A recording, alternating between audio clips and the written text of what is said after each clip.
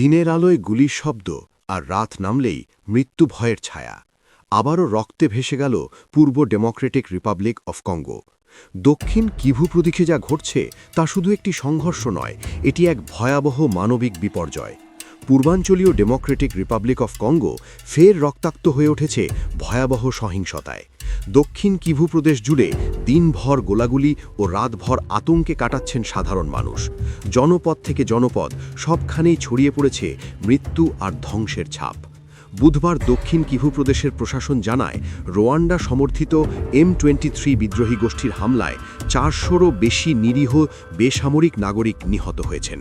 উভিরা থেকে শুরু করে বুকাভু পর্যন্ত বিস্তীর্ণ বসতিপূর্ণ এলাকায় চালানো হয়েছে টানা গোলাবর্ষণ ও বোমা হামলা। এতে শত শত বাড়িঘর ধ্বংস হয়েছে, বাস্তুচ্যুত হয়েছে হাজারো পরিবার। এই হামলায় M23 বিদ্রোহীদের পাশাপাশি রুয়ান্ডার বিশেষ বাহিনী সরাসরি অংশ নিয়েছে, যা আন্তর্জাতিকভাবে স্বীকৃত একাধিক যুদ্ধবিরতি চুক্তির স্পষ্ট লঙ্ঘন। কঙ্গো সরকার বলছে, যুক্তরাষ্ট্রের সাবেক প্রেসিডেন্ট ডোনাল্ড ট্রাম্পের মধ্যস্থতায় হওয়া যুদ্ধবিরতি, পাশাপাশি ওয়াশিংটন ও দোহায় স্বাক্ষরিত শান্তি চুক্তিও উপেক্ষা করা হয়েছে এই হামলার মাধ্যমে। অন্যদিকে রুয়ান্ডা এসব অভিযোগ সরাসরি অস্বীকার করেছে। দেশটির দাবি, কঙ্গো সরকারই প্রথম যুদ্ধবিরতি ভেঙে M23 নিয়ন্ত্রিত অঞ্চল পুনর্দখলের চেষ্টা চালায়। এর জবাব হিসেবেই সংঘর্ষ নতুন করে তীব্র হয়েছে বলে দাবি কিগালির। চলতি বছরের ফেব্রুয়ারি মাসেই দক্ষিণ কিভু প্রদেশের রাজধানী বুকাভু দখলে নেয় M23 বিদ্রোহীরা।